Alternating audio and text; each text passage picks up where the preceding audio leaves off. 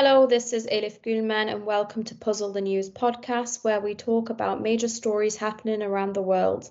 Today's podcast is on Palestine, and my guest today is an active volunteer for Human Appeal, an Islamic charity organisation in the UK. Abraar Mahfooz from Teeside is someone I've met through the REACH programme, and he's here today to talk with us. Hi Abraar, how are you doing today? I am great. How are you? I'm doing well as well, thank you. And Abraar, would you like to explain a bit about yourself, who you are, where you're from, what do you do? So my name's Abraar Mahfooz. I am from the northeast of England, Teeside, Middlesbrough, Stockton. I have been in the charity sector volunteering for the past 10 years, and I've been within the REACH programme at Human Appeal since 2021. The REACH programme itself is a programme that we have where we have volunteers who raise money and the funds, and what we do with that is we actually go abroad and distribute aid firsthand ourselves instead of somebody else going. And I think that is a very good way of doing charity as well when you're doing it yourself. So that opportunity is open to everyone.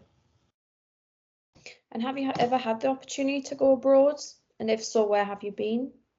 Yeah, I've been blessed enough to go abroad a good few times. But with the REACH programme, I've been to Lebanon and Kenya. Kenya most recently last October, and Lebanon I went on the first deployment back in January 2022.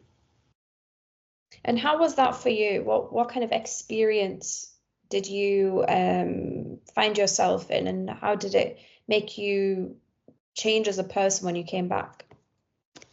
It was amazing. It was eye-opening. Like I said, the first one was the one I went in Lebanon, and it was the first deployment of the whole REACH programme.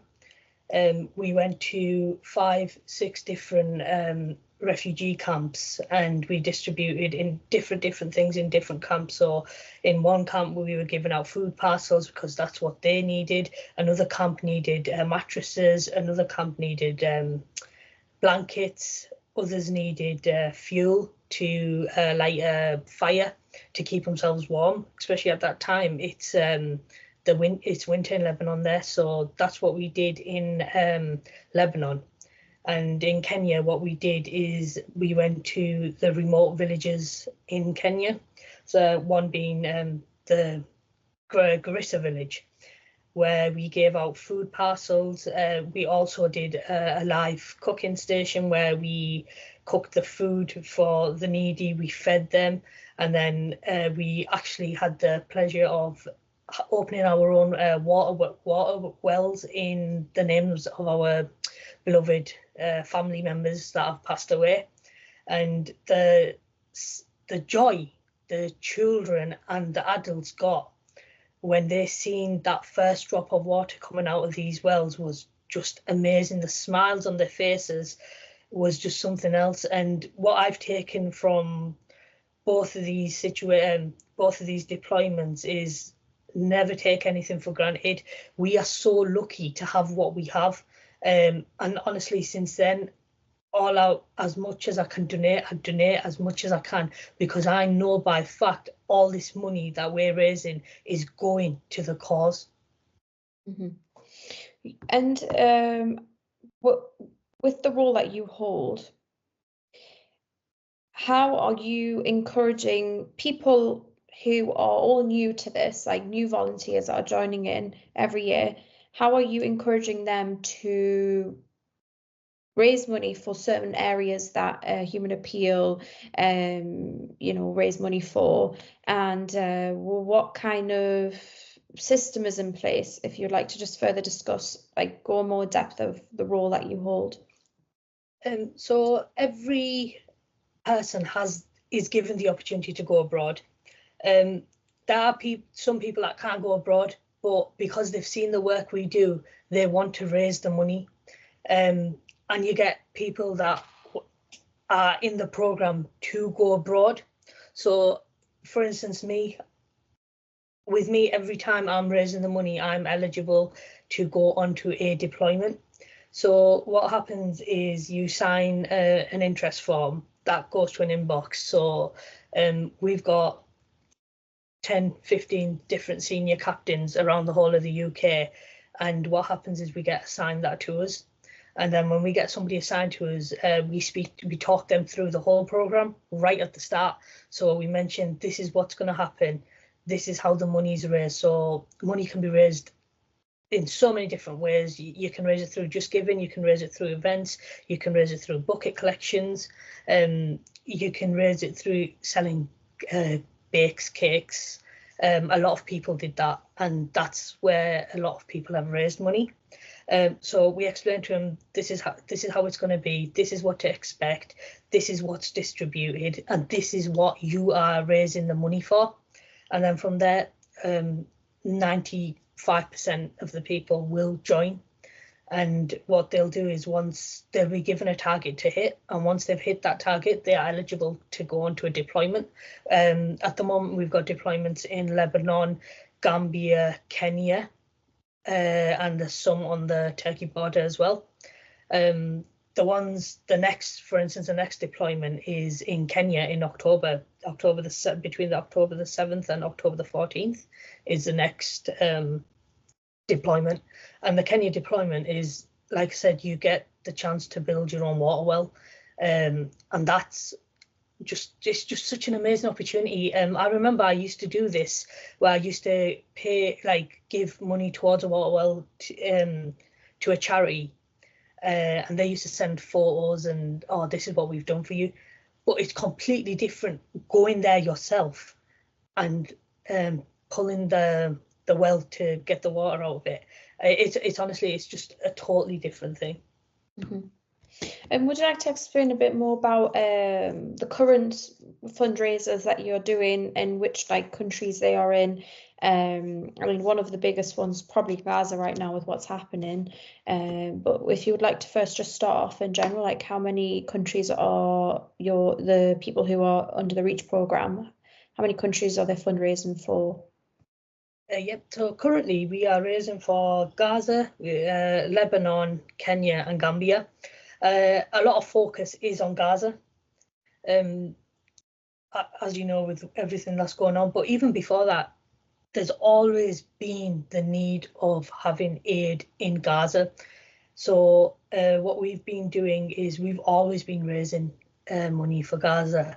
You'll get sometimes where it'll be one Ramadan, it'll be, let's raise hot meals for Gaza. But also, I remember 2 Ramadans ago, what we did is we raised money to feed people in Al-Aqsa Mosque, where staff members actually went themselves to do this.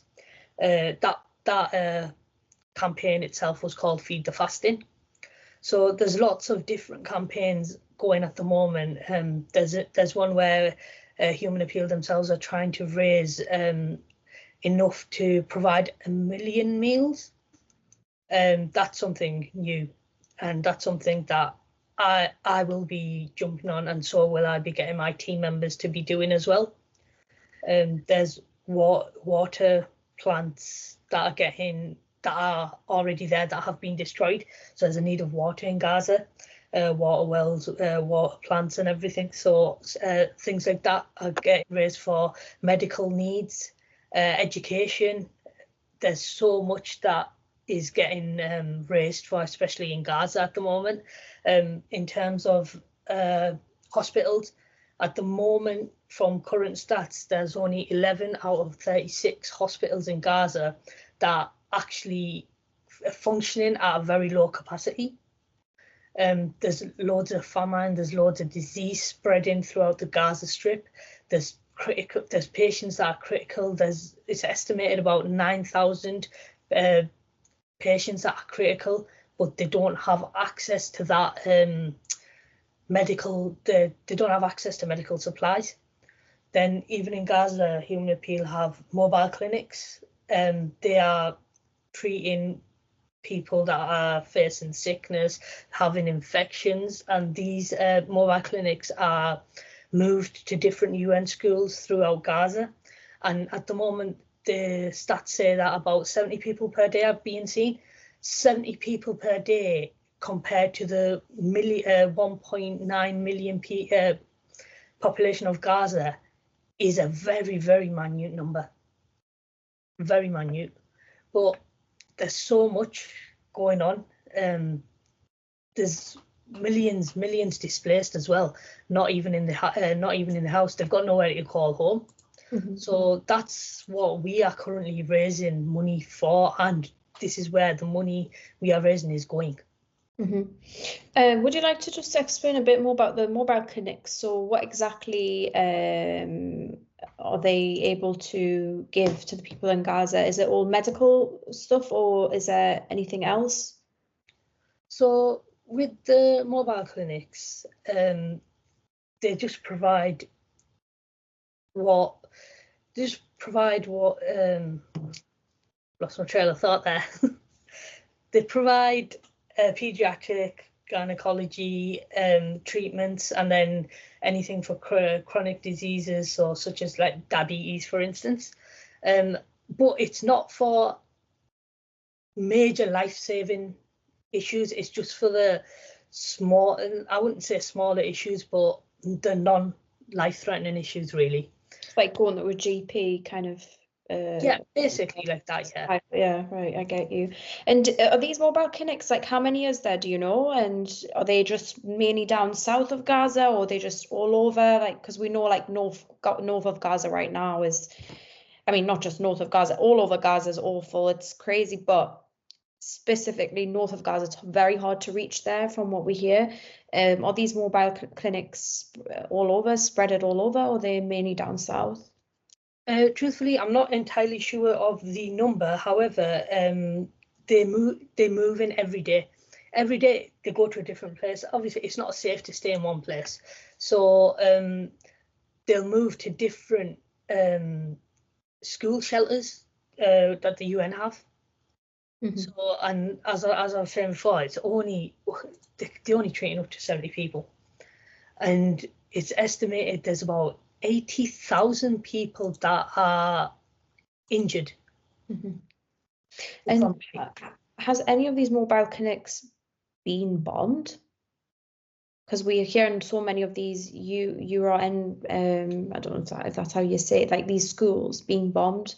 Have any of the Human Appeal mobile clinics or any of the Human Appeal volunteers been, killed? Thankfully, no, they haven't. Like I said, they have to keep moving. They can't stay in one place. Stay in one place, and that's when there's a big threat of being bombed. But at the moment, thankfully, there's been staff-wise, volunteers-wise, there's been no injuries, no casualties. Mm-hmm. And are these volunteers, the people who are there representing Human Appeal, are they people from Gaza, or are there any volunteers that have been able to fly in or like drive in? I don't know how you can get into Gaza right now, but like all the volunteers there originally just from Gaza? Yeah, so since 1991, Human Appeal have actually had an office in Han Yunis. It's actually been moved now because of the bombing and that. I can't entirely remember the place it's been moved to, but it's all been internal. So even with the food, when the borders were closed, because there's a team already in there, there was there's staff members, there's volunteers, because there's already people there. What they were doing is they were sourcing the food locally. So they're sourcing like the stuff that you'd have in food packs, oil, rice, flour, wheat, all dry stuff. That was all getting sourced locally right at the start. But now the need is getting to more because they are running out. So they need more donations in order for the trucks to be sent to Gaza itself. Mm-hmm. Yeah. And let's talk about the trucks, because you mentioned that. How have the trucks been able to enter in while there's been so much, conflict at the borderlines? So there has been where the trucks have been stopped, but the crossings have been opening here and there. Sometimes they're opening, sometimes they're not. So there's teams in Egypt, there's teams in I was going to say Lebanon there. There's teams in Egypt, there's teams in Jordan, either side of the border, where they are preparing the food parcels, whatever's being given. So it's flying into, let's just say, Egypt, and from there what they're doing is there's a team already there that are packing up food parcels and loading them onto the trucks, and then the trucks go towards the border.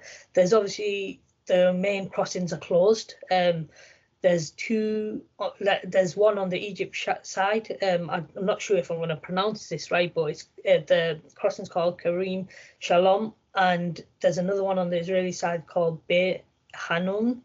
Them crossings are sometimes they're open, sometimes they're closed. So that's just another way for aid to get in. There's planes that have been flown in. So, for instance, Human Appeal have flown in 8 planes since all this, carrying 240 tons of aid. This is flown into Egypt, and from that, 210,930 people have received the food parcels, and 24,510 people have received fresh vegetable parcels. And then there's 19,660 people that have received tanks of fresh drinking water. Mm-hmm.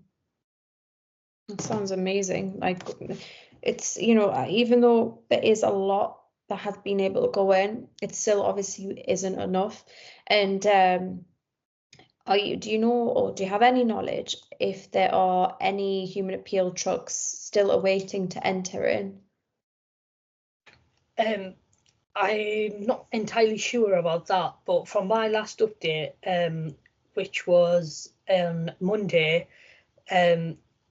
Human Appeal successfully delivered altogether 15,549 hot meals. If you can give me 2 seconds, I can tell you exactly where they were delivered.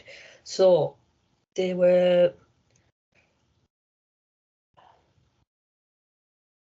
trying to get so there's 5,000 in hot meals in North Gaza, 5,000 in south of Gaza, and the remaining, which I've lost the number, was in Han Yunis.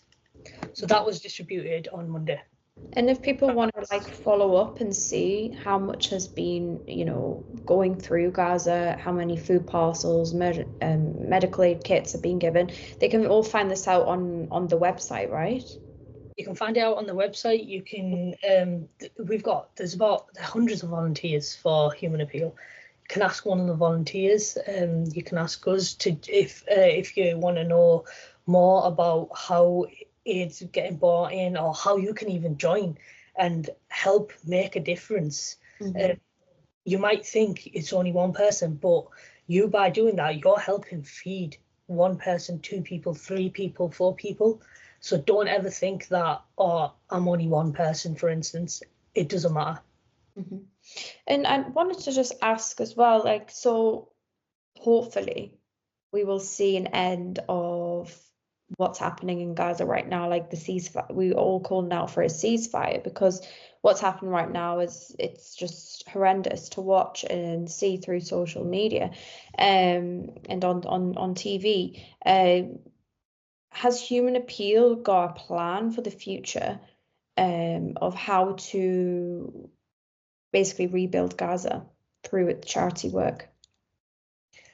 Currently, building wise, there's nothing. There's no plans in the sense where everything's getting destroyed. Anything can happen.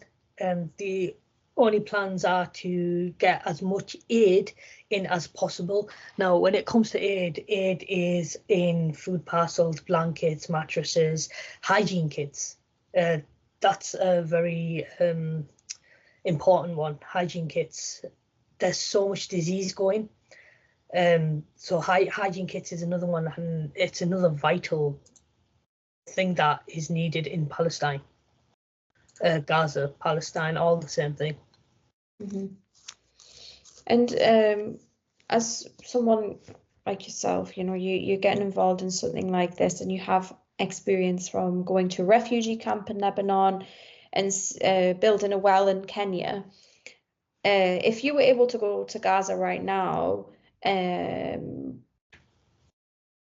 how would you? It's quite a weird question to ask because it's a question which I know the answer to anyways, but how would you be feeling when you're there? And in what way would you want to try and help? From experience, you will never know how you feel till you get there. But I always say to the guys that are volunteering, it will hit you and you will cry, 100%. Looking at people's situations. Now, we live in so much luxury. We've got a roof over our heads. We eat 3 times a day, for instance. We are safe. We are clean. We've got access to water. We've got everything. And when you go there, you actually really, truly see how blessed you are and how lucky you are to have the life you have. We get a little cut, for instance, on our hand, on our arm, we will complain. Especially the children are so grateful, and it just makes you so humble. It makes you so grateful for what you actually have.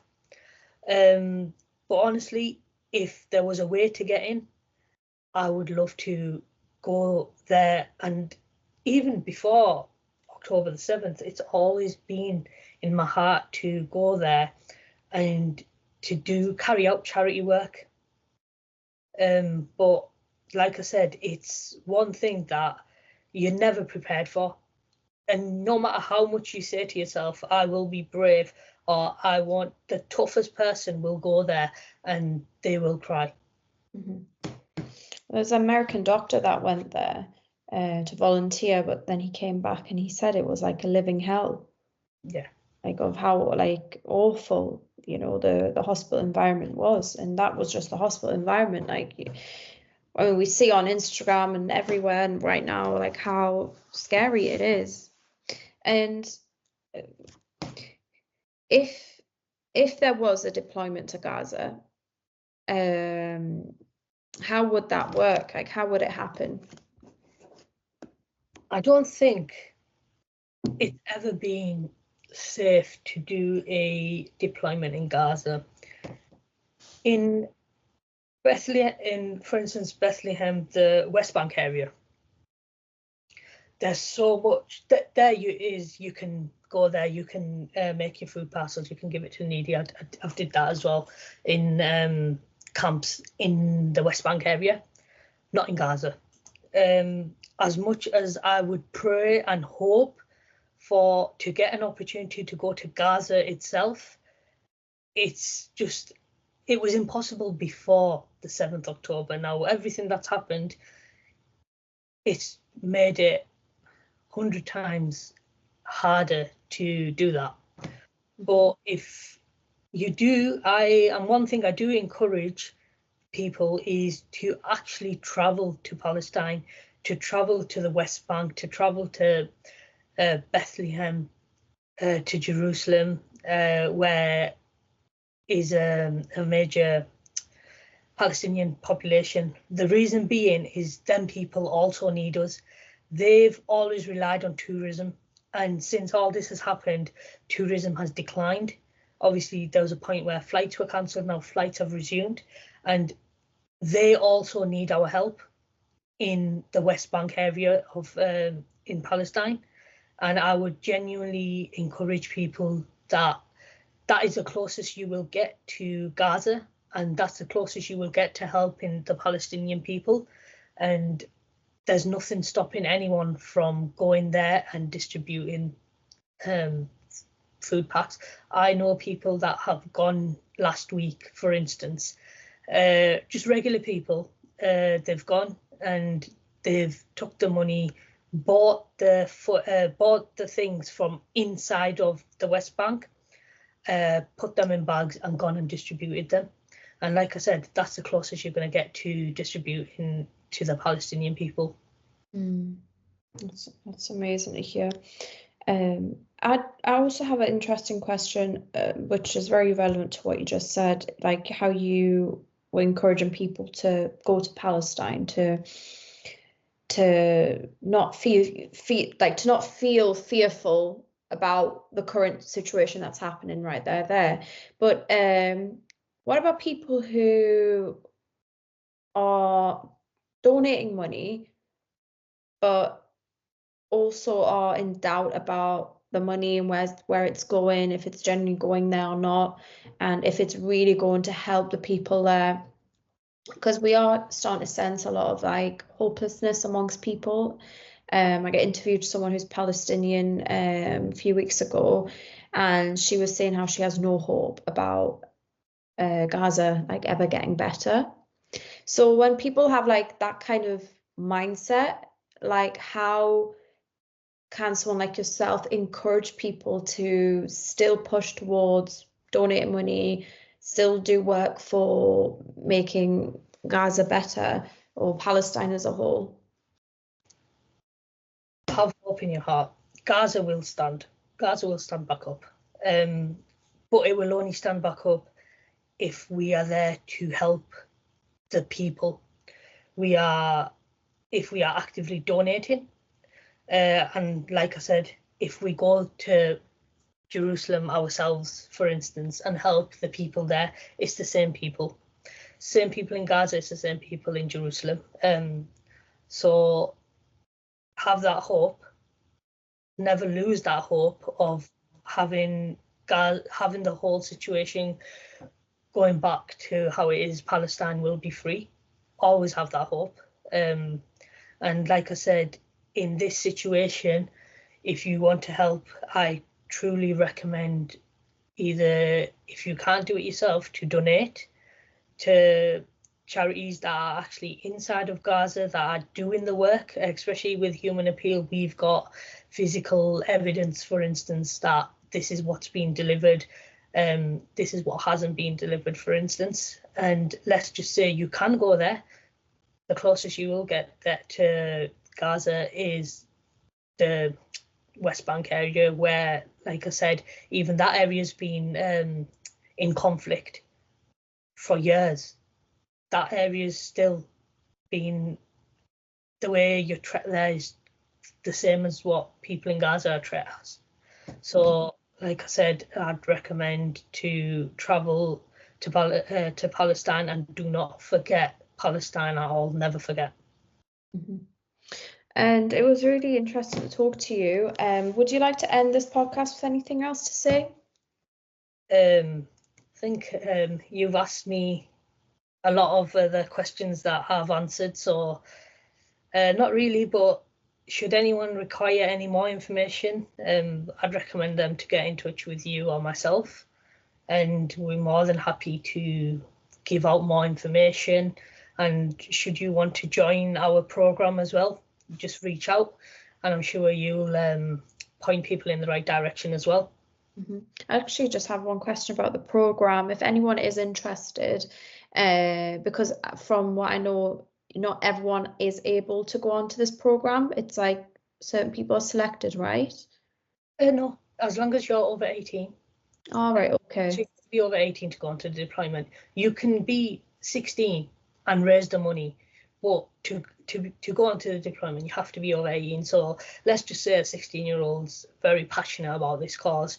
What they can do is raise the money, and by the 18th birthday, they should be eligible to go. All right, okay, that's interesting.